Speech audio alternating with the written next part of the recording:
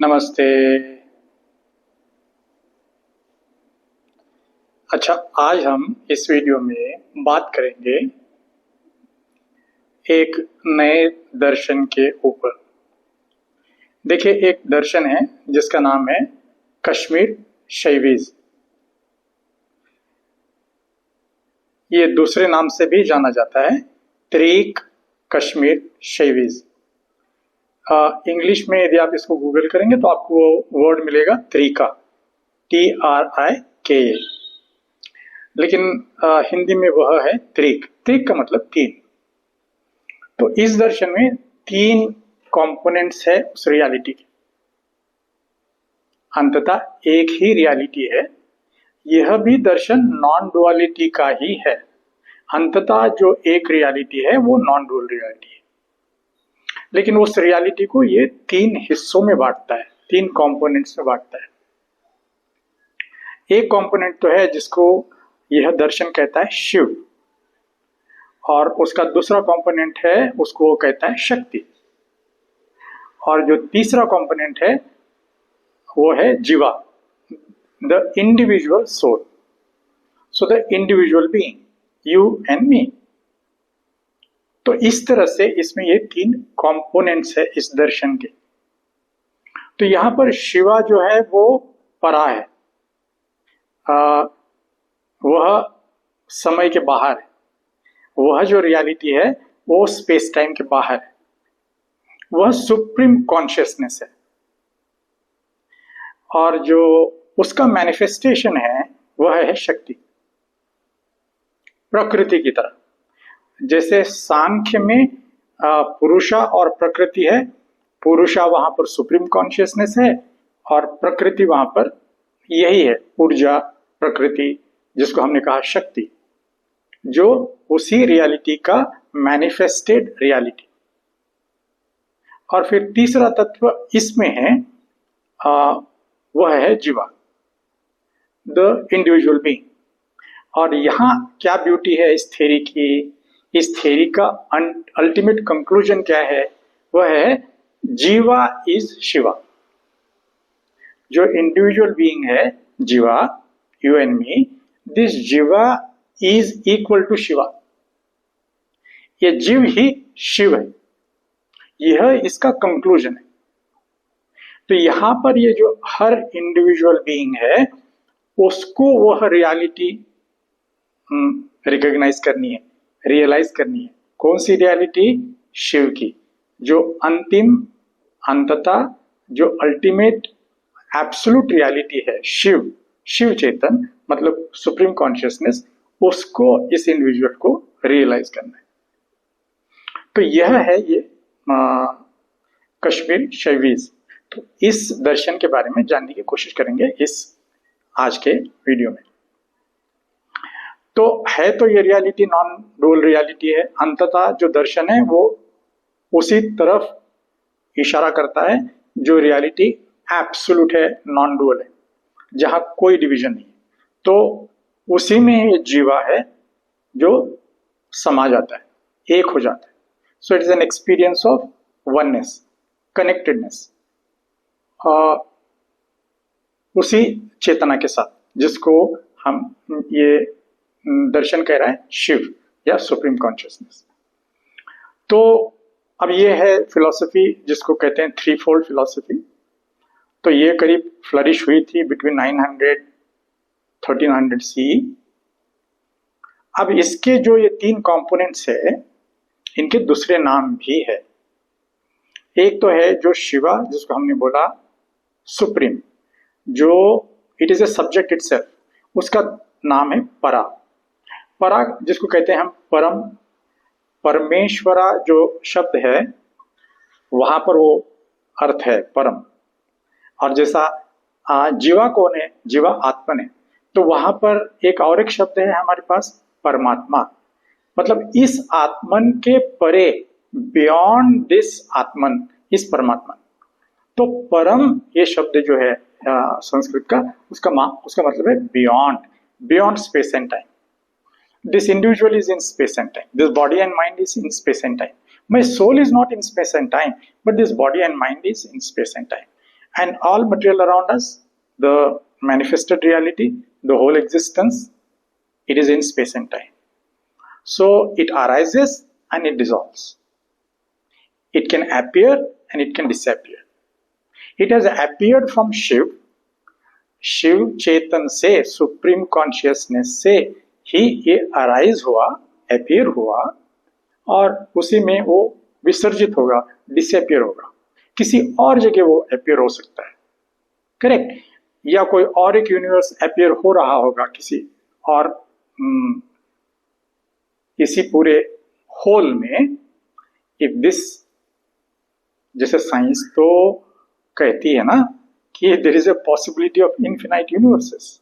अगर से एक मल्टीवर्स थ्योरी है तो वहां पर उस थ्योरी में तो एक यूनिवर्स की बात नहीं होती है, वहां पर तो इनफिनाइट यूनिवर्स की बात होती है। तो कोई और एक यूनिवर्स कहीं और जगह अपीयर होगा, या यह जो यूनिवर्स है, जैसे साइंस ये कहती है कि इसका जन्म हुआ, बिग बैंग हुआ, उसकी तरफ अभी हम नहीं जाते। बिग बैंग हुआ तो फिर ये यूनिवर्स का भी कभी अंत होगा, जैसे हमारा अंत होता है, तो उसको कहते हैं बिग क्रंच।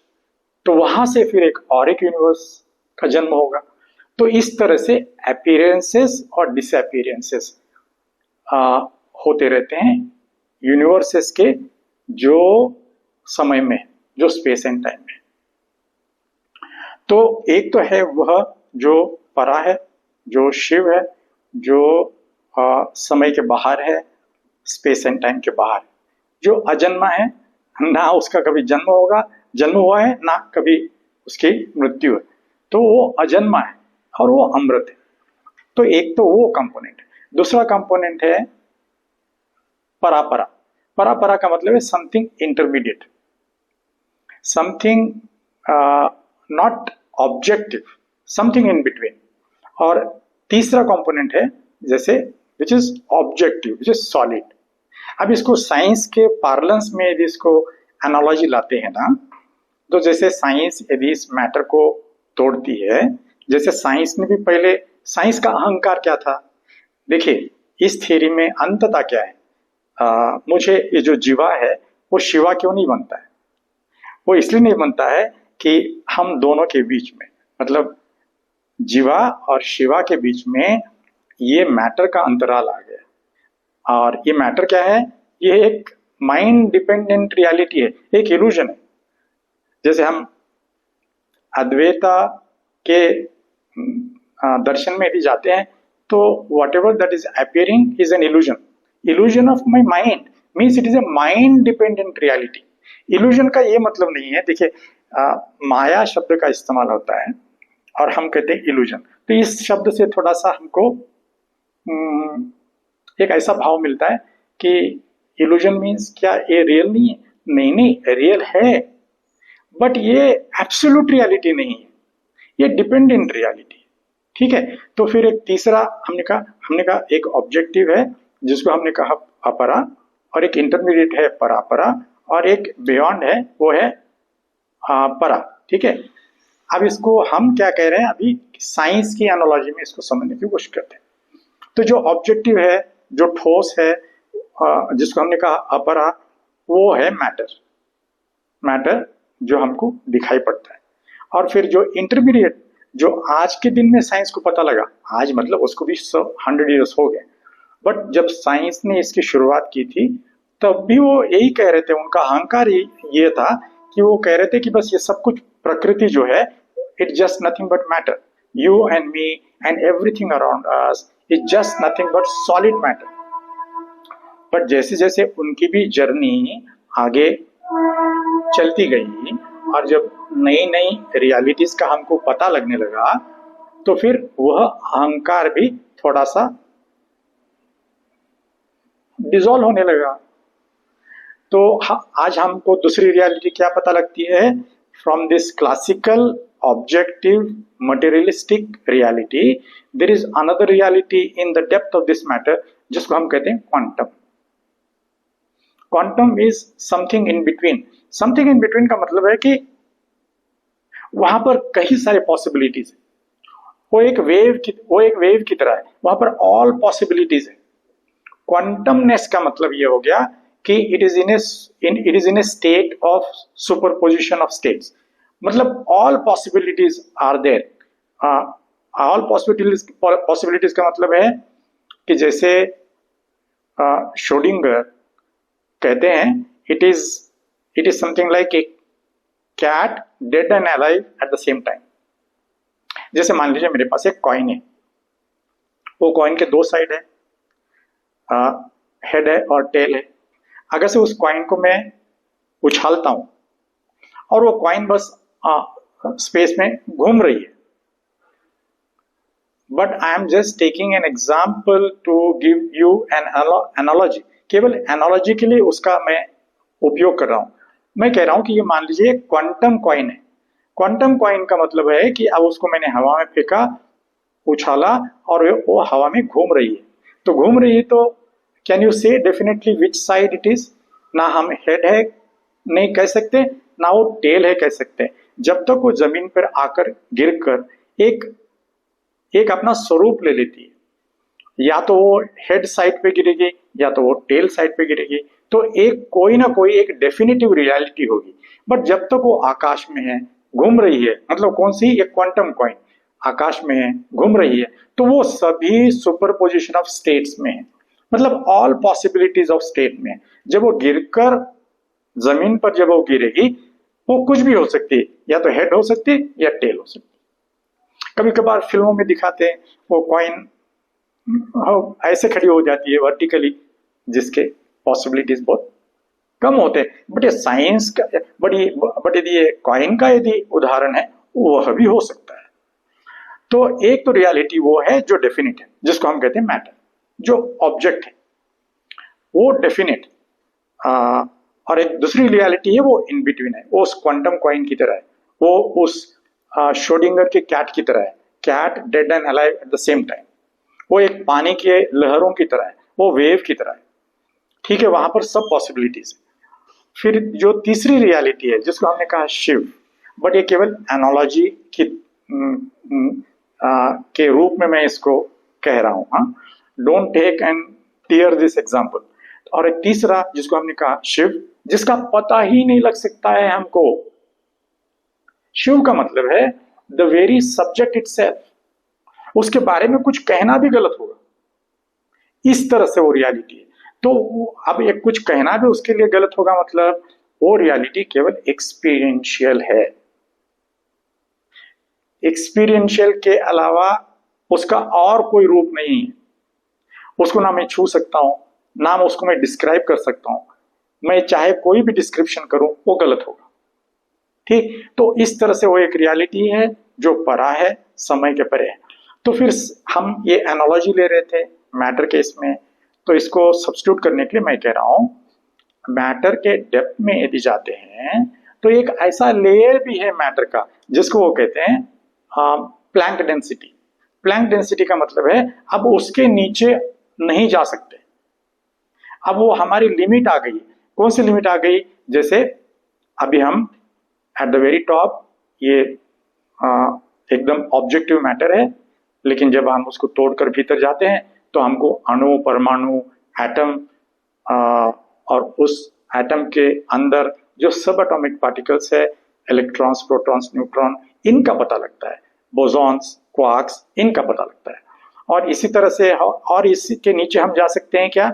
अभी फिलहाल हम नहीं जा सकते, लेकिन एक स्ट्रिंग थ्योरी है वो बात करती है हाँ इसके नीचे भी एक लेयर है, ये पार्टिकल्स जिसको हम कह रहे हैं इलेक्ट्रॉन, प्रोटॉन, न्यूट्रॉन, इनसे भी एक छोटा और रियलिटी है जिसको वो कह रहे हैं स्ट्रिंग। फिर स्ट्रिंग के नीचे कोई रियलिटी है क्या? नहीं। अब उसके नीचे जो रियलिटी है उसका नाम है प्लैंक डेंसिटी। प्लैंक डेंसिटी का मतलब है सभी जो इक्वेशंस है फिजिक्स के, वहां पर वो मर जाते हैं। There is a death of all those equations, all those equations die there, just like in a heart of a black hole, in the center of a black hole। जैसे हमको पता नहीं लगता है, we really don't know what is happening in the center of the black hole। करीब करीब उसी तरह से इस मैटर के एकदम नीचे तल पर एक ऐसा लेयर है जिसको वो कहते हैं प्लैंक डेंसिटी। वहां पर हमको पता नहीं लगता है क्या इंफॉर्मेशन है, वहां पर क्या हो रहा है, वो रियलिटी कैसी है। ये केवल मैंने एनालॉजी के लिए लिया है। कौन सी एनालॉजी? एक तो है शिव, दूसरा है शक्ति, एनर्जी, और तीसरा है मैनिफेस्टेशन, इंडिविजुअल जीवा। एक मैं और एक मेरा उदाहरण लेता हूं। हमेशा ये मेरी अपनी एनालॉजी है जो इस रियलिटी को दर्शाने के लिए, एक्सप्लेन करने के लिए मैं इसका इस्तेमाल करता हूं। आप मान लीजिए आइस है, ठीक है, तो एक लेयर तो है आइस का जो बिल्कुल सॉलिड है, फ्रोजन है, माइनस डिग्री में है, जहां आइस फ्रोजन हो जाता है, एकदम सॉलिड है, और उसको हम कह रहे हैं कि ये एकदम ऑब्जेक्टिव है। एक तो ये लेयर हो गया। फिर एक दूसरा लेयर है, मैं कह रहा हूं पानी का। इस पानी में से ही तो ये आइस आया। पानी है जो तरल है, जो वेव की तरह है। ये एक दूसरा लेयर आप ले लीजिए। एक तीसरा लेयर है, मैं कह रहा हूं जहां पानी भाप बनता है, जो एकदम ज्यादा गर्म करने पर उसका पानी का लेयर भी खत्म हो जाता है, उसका आइस का लेयर भी खत्म हो जाता है। वह एक तीसरे ऐसे लेयर में आता है जो और फॉर्मलेस है। अब ये तीन लेयर्स हैं, इनका यदि हम कंपैरिजन करते हैं रिलेटिविटी में, तो जो आइस है वो सॉलिड है, तो उसका एक फॉर्म है और बड़ा डेफिनिट फॉर्म है। लेकिन वाटर जो है उसका एक दूसरा फॉर्म है। आइस को गर्म करने पर होगा तो वो एकदम फॉर्मलेस है। In vis-a-vis, in context of this example, in the context of ice, water and vapour, उसमें कह रहा हूं।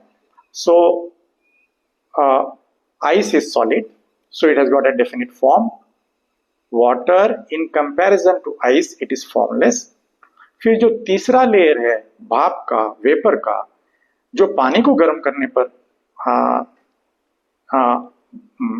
उसका मैनिफेस्टेशन होता है, वह दोनों से भी फॉर्मलेस है। तो करीब करीब इसी तरह से प्रकृति है जो मैटर है, एनर्जी है, और जो शिव है, प्रकृति और मैटर जो मैनिफेस्टेड रियलिटी है, वो सॉलिड है। उसी सॉलिड का साइंस में यदि एक डेप्थ में जाते हैं तो क्वांटम रियलिटी है। वो क्वांटम रियलिटी कैसी है? वो करीब करीब वो पानी की तरह है, वो वेवी है। इट इज वेव लाइक, हमने बात की। वो फॉर्मलेस है, वो एवरीवेयर है, वो ऐसा लगता है जैसे वो इन्फिनाइट है। लेकिन जो आइस है, जो ऑब्जेक्टिव है, सॉलिड है, वो लगता है कि फिनाइट है। उसको हम कहते हैं क्लासिकल। ठीक है, तो एक हो गया क्लासिकल, दूसरा हो गया क्वांटम, और जो तीसरा हो गया जिसको हम कह रहे हैं प्लैंक डेंसिटी, जहां पर हमको पता ही नहीं लगता है। वो करीब करीब उसी तरह से जिस तरह से ब्लैक होल है। ब्लैक होल के अंदर क्या हो रहा है हमको नहीं पता लगता है। तो इस तरह से ये जो तीन लेयर है, तो मैं केवल एक एनालॉजी के तौर पर मैं कह रहा हूं, एक है आइस जो सॉलिड है, वाटर है जो क्वांटम की तरह है, it is wave like, it is like the quantum field. तो तीसरा है वो है वेपर स्टेट, तो वो मैं कह रहा हूं वो शिव का स्टेट है। अब इसमें अब ये जो तीनों स्टेट है ये कैसे चेंज हो रहे हैं फ्रॉम वन फॉर्म? अच्छा, all are nothing but forms of energy. अब वो जो फॉर्म्स ऑफ मैटर है, फॉर्म्स ऑफ एनर्जी है, एक में से दूसरे में उसका रूपांतरण कैसे हो रहा है? वो कैसे रूपांतर हो रहे हैं? आप you bring in temperature, you bring in heat, one form gets converted into another form. आप आइस को हीट कर दीजिए, वो पानी बनेगा। पानी को हीट कर दीजिए, वो वेपर बनेगा। वेपर को आप ठंडा कीजिए, पानी बनेगा। पानी को फिर से ठंडा कीजिए फ्रीजिंग तक, वो आइस बनेगा। तो कैसे टेम्परेचर लाने से एक फॉर्म दूसरे फॉर्म में रूपांतरित हो रहा है। तो अब आते हैं हम इस रियलिटी की तरफ। अंततः ये रियलिटी क्या कहती है? अंततः ये दर्शन क्या कहता है? ये दर्शन ये कहता है कि जो शिव का जो नेचर है, जो रियलिटी हम कह रहे हैं एब्सोल्यूट रियलिटी, वो हमारा निजी स्वरूप है, वह हमारा निजी नेचर है, it is our self nature, but we have forgotten it. तो केवल सेल्फ रिमेंबरिंग की जरूरत है, केवल रिकॉग्निशन की जरूरत है। तो ये जो आपने पानी का एग्जांपल हीट कर कर, तो one reality is transforming to another reality, but we brought in temperature, we brought in heat. लेकिन अब यहां पर क्या हो गया, ये किस तरह से रियलिटी है, एक तरफ है शिव, दूसरी तरफ है एनर्जी, मैनिफेस्टेड शक्ति। जैसे मैं पूरी एनर्जी से बना हूं, लेकिन मेरे भीतर चेतन है, मेरे भीतर चैतन्य है, लेकिन अभी वो प्योर नहीं है, जिसको हमने पहले के वीडियो में कहा चित्त। चित्त इज नॉट चैतन्य, क्योंकि चित्त में वृत्ति है, वृत्तियां है, तो वो अभी भी इम्प्योर है। तो अब ये जीवा जो है, जीवा शिव कैसे होगा फिर? तो यहां पर हमको वो उससे काम नहीं चलेगा। जो टूल क्या था, वहां पर हमने क्या किया, पानी को, आइस को गर्म किया, पानी हो गया, पानी को गर्म किया तो भाप बन गया या वेपर बन गया, और वेपर को हमने ठंडा किया तो पानी बन गया, और पानी को फिर से ठंडा किया फ्रीजिंग तक तो वो आइस बन गया। वह तो काम नहीं करेगा, मेरे बॉडी को गलाने से तो काम नहीं होगा। अगर से मैं इसको गर्म कर दूं, इसको जला दूं, मेरे माइंड को जला दूं या गर्म कर दूं, मर जाएगा। जैसे हम जब मर जाते हैं तो एक विधि तो है कि हम जलाते हैं, हिंदूज में दो भी विधियां हैं, दफनाते हैं या जलाते हैं। तो वो जलाने से क्या होगा, सब कुछ जलकर राख हो जाएगा। तो उस तरह का टूल तो मैं अडॉप्ट नहीं कर सकता हूं, मेरे माइंड को फायर से गर्म नहीं कर सकता हूं। तो फिर वो टूल लाना पड़ेगा जो मेरे माइंड, बॉडी और चित्त का रूपांतरण होगा, तो मेरे को शिव के दर्शन होंगे। तो ऐसा वो टूल क्या है जो मेरे इस जो सॉलिड मेरा जो लेयर है, जिसको हम कह रहे हैं चित्त, या जिसको हम कहते हैं प्रिजुडिसेस, या जिसको हम कहते हैं नोशंस, तो विकारास, तो ये कैसे मतलब ये कैसे डाइल्यूट हो जाए, इसको डाइल्यूट कैसे करें? टेम्परेचर तो नहीं कर सकते। उस टूल का नाम है अवेयरनेस, अंडरस्टैंडिंग, विटनेसिंग। तो यदि आप ये जो माइंड है, जो जीवा है, जीवा is with mind, but we all know even the soul is also there, but how to recognize it? Because the mind is not still, there is a chaos, there is a noise. We already spoke, this mind is like a monkey, it is a chatterbox. तो उस चाटरी को still कैसे करें, उस चाटरी को silent कैसे करें? तो यह जो विकारास, यह जो वृत्तिस, ये कैसे जाए? तो उसके लिए फिर हमको अडॉप्ट करना पड़ेगा उस मेथड को, जिसको हम कह रहे हैं understanding, awareness, witnessing, mindfulness, meditation.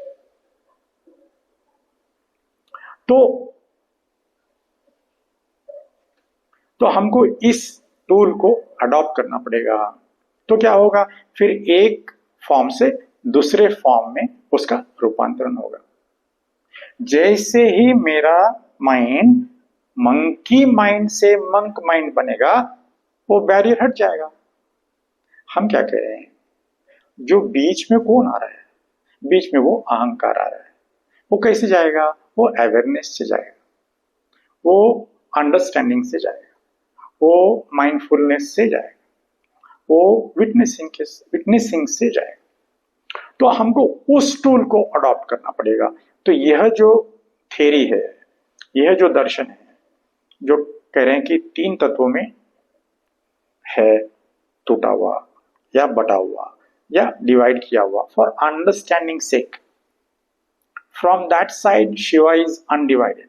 पहले तो ये मैं आपको बता दूं, शिवा शिवा हम शब्द का इस्तेमाल कर रहे हैं, तो फिर इनके एक्चुअल मीनिंग क्या है? एक मीनिंग तो है शिवा मीन्स सुप्रीम कॉन्शियसनेस, दूसरा है Shiva means nothing. Nothing means it is not a body. Nothing means no thing. It is not a thing. Since it is not a thing, since it is not a body, it is not in space and time, and it is beyond. तो एक तो वो है, और फिर तीसरा meaning है शिवा का मतलब है द ब्लिसफुल वन। तो हम क्या कह रहे हैं, जीवा को शिवा का पता कब लगेगा? when I discover my true nature, which is a blissful one. And how that is different from being happy or sad? देखिए, हैप्पीनेस और सैडनेस मैंने पहले वीडियोस में भी थोड़ा सा कवर किया हूं। हैप्पीनेस और सैडनेस जो मेरे माइंड के एक स्टेट, वो मुझे कब पता लग रहा है?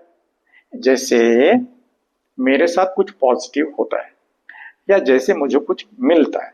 मान लीजिए मैं किसी कॉर्पोरेट में काम कर रहा हूं और मेरा प्रमोशन हो जाता है, मान लीजिए मैं वाइस प्रेसिडेंट बन जाता हूं, या मैनेजर जनरल मैनेजर बन जाता हूं, या मैनेजर बन जाता हूं, या मान लीजिए कुछ मैं पदवी, मैं पॉलिटिशियन हूं, मान लीजिए कोई मिनिस्टर बन जाता हूं, तो मुझे कुछ पॉजिटिव मेरे जीवन में घटता है, या मान लीजिए पैसे आते हैं, पैसे कमा लेता हूं। तो इस तरह की जो पॉजिटिव अचीवमेंट होती है, तो हम कहते हैं कि हमारा हैप्पीनेस बढ़ गया। वो एक पॉजिटिव साइड है उस एस्पेक्ट का। उसी तरह से एक आप नेगेटिव एस्पेक्ट सोचिए, कुछ ऐसा हो जाता है आपके जीवन में, वो आपको सैडनेस देगा। प्रमोशन आप एक्सपेक्ट कर रहे थे, नहीं हुआ, तो आपको सैडनेस आएगा। आपके पास पैसे थे, चले गए, सैडनेस होगा। आप स्टोरीज तो सुनते हैं, बड़े बड़े टाइकून्स बैंकरप्ट हो जाते हैं, तो इस तरह से कुछ होगा तो आपको सैडनेस होगा। तो फिर हम यहाँ पर ब्लिसफुलनेस किसकी बात कर रहे हैं? जब अहंकार मेरा जीरो होगा। देखिए, सोल का डेफिनेशन क्या है? सोल का डेफिनेशन मेरा इक्वेशन के हिसाब से वो है you minus ego is equal to soul. तो जैसे ही वह अहंकार जीरो होगा, नष्ट होगा, आपको आपका वो जो ब्लिसफुलनेस नेचर है वो पता लग जाएगा। वही उस शिवा का नेचर है। शिवा का एक दूसरा नाम है blissful one, the one who is a blissful one. फिर आप एक हो जाते हो। आपके बीच में जो अहंकार आ रहा था, हमारे बीच में जो वृत्तियां आ रही थी, विकारास आ रही थी, जो कंडीशन माइंड है वह आ रहा था, जो माइंड का जो चाटरी है वह आ रहा था, माइंड में जो द्वंद है, डुअलिटी है, उसका जो कॉन्फ्लिक्ट है वह आ रहा था, और हमको वो रियलिटी पता नहीं लग रही थी। तो वो रियलिटी हमको एकदम दूर धुंधली सी दिखाई दे रही थी, पता नहीं था। तो जो ब्लिसफुल नेचर है वो पता नहीं था। तो ये थ्योरी क्या कह रही है? You have to just recognise, you have only forgotten. उस शब्द का इस्तेमाल ये थ्योरी करती है प्रत्यभिज्ञा। प्रत्यभिज्ञा मीन्स जो आपका सेल्फ नेचर है वो आप केवल भूल गए, उसको केवल याद करना है, रिकॉग्नाइज करना है, रिमेंबर करना है। तो यह जो पूरा प्रोसेस है मेडिटेशन का, केवल सेल्फ रिमेंबरिंग का है। जो हम भूल गए हैं बस वो याद आ जाए। तो हम जो भूल गए हैं जब याद आ जाता है सडनली, इंस्टेंटली, उसी को कहते हैं एनलाइटनमेंट। बुद्ध ने उसी को कहा निर्वाण। वो दूसरा कुछ है नहीं, वही है। बस the curtain falls, the ego shatters, the ego crumbles, वो डिस्ट्रॉय हो जाता है। केवल हमको वो एक अंडरस्टैंडिंग लानी है, वो एक अवेयरनेस लाना है, वो विटनेसिंग लानी है, वो वॉचफुलनेस लाना है। बस उसके आने से ही, जैसे वहां पर क्या हो रहा था, उष्णता आने से ही बर्फ पिघलने लग जाता है, और उष्णता देने से पानी भाप बनने लग जाता है। बट इधर उष्णता तो देंगे नहीं आप, इधर उष्णता देंगे तो ये जल जाएगा, ये राख हो जाएगा। जैसे गुरु है, वो ऐश भी बेचते हैं, लोग खरीदते हैं। अभी महाराष्ट्र में भोंदू बाबा, तो इस तरह के कई बाबाज हैं, तो ये ऐश बेचते हैं और हम खरीदते हैं, तो वो राख बन जाता है। तो यदि आप इसको जलाओगे, इसको यदि हम उष्णता देंगे तो जल जाएगा, राख हो जाएगा। लेकिन कोई फायदा नहीं। फिर वो ये जो जीवा है फिर उसका डेथ होगा। डेथ ऑफ दिस जीवा इज ऑफ नो यूज। फिर उस जीवा को वो शिवा का नहीं पता लगेगा। So before that physical death happens, what you have to ensure? You have to ensure the psychological death of you. Psychological death of you means what? Here the death of your ego. तो जो अहंकार है हमारे बीच में, when that dies before my physical death, तब आपको पता लगेगा even this physical death is also an illusion. फिर आप कहेंगे हम फिर मरते ही क्यों हैं? इसका केवल एक ही रीजन है, मैं आपको बार बार फिर बता दूं। यदि कोई सोचता है कि मृत्यु क्यों होती है, यदि मतलब कोई एक व्यक्ति है 100 साल के बाद, 50 साल के बाद, कभी कभी कोई डिसीज से, मतलब एक तरफ तो हम करें कि बुद्ध है, उनका निर्वाण हुआ, फिर भी वो आज हमारे साथ नहीं है, फिर उनके देह की मृत्यु तो हुई है।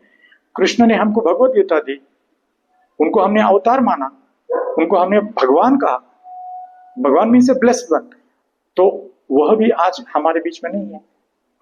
So that death is a certain thing. तो फिर कोई एक पूछेगा ये डेथ ही क्यों होता है? अहंकार तो ठीक है, बात समझ में आ गई, Avadhoot, I can understand the death of my अहंकारा will give me an enlightenment, and now I am a realized one, then why should I die?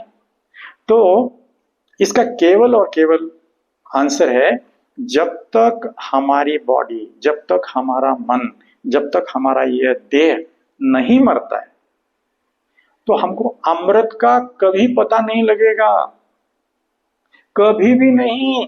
जो हम कह रहे हैं शिव चेतन, वह जो अमृत है उसका कभी पता नहीं लगेगा यदि मैं नहीं मरता हूं तो। Hence this death is a greatest reality. The death of this body, this being, is a greatest reality. But in this realization that Jiva is nothing but a Shiva, तब आपको लगने लगेगा even this death is an illusion. It is there, it is a reality, but it's just an illusion. Why it is an illusion? Because this death is not an absolute reality, is a dependent reality. Why it is a dependent reality? It is dependent on Shiva, because then I will not be able to realize Shiva. Never. यदि मृत्यु नहीं होती है तो अमृत का पता कभी नहीं लगेगा, यह है उसका रीजन। तो यह है ये दर्शन जिसको वे कहते हैं कश्मीर शैवीज। शैवीज मतलब शिवा से आया हुआ। और यदि आप इसके थोड़ा और उसमें जाएंगे तो इसका आधार शिव सूत्र ही है, तो ये शिव सूत्र से ही आया हुआ है। अब इसको कहते हैं त्रिका या त्रिक। ये थ्री फोल्ड है, इसके कंपोनेंट्स है 3, शिवा, शक्ति इज एनर्जी, मैनिफेस्टेड रियलिटी उसी का ही मैनिफेस्टेशन है। तीसरा है जीवा, हमने बात की, you and me. And theory का गोल क्या है, पर्पस क्या है, और इसका अटेनमेंट क्या है? The theory is saying, proclaiming at the top of its voice, jiva is nothing but Shiva. So this jiva has to realize that Shiva, and to realize this is the process of you read, you understand, you discuss, you debate, you increase your understanding, bring in awareness, bring in watchfulness, watch your mind, watch your thoughts. It is a process. It will go on and on and on. A point will come,